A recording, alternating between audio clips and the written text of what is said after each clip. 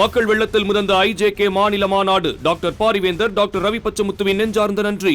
திமுகவை பார்த்துதான் பிரதமர் மோடிக்கு புலி கரைக்கிறது என பிரதமரின் பேச்சுக்கு பதிலடி கொடுத்துள்ள அமைச்சர் சேகர் பாபு, தன்னுடைய அரசியல் சுய லாபத்திற்காகவே பிரதமர் மோடி அடிக்கடி தமிழ்நாட்டுக்கு வருகிறார் என விமர்சித்துள்ளார்.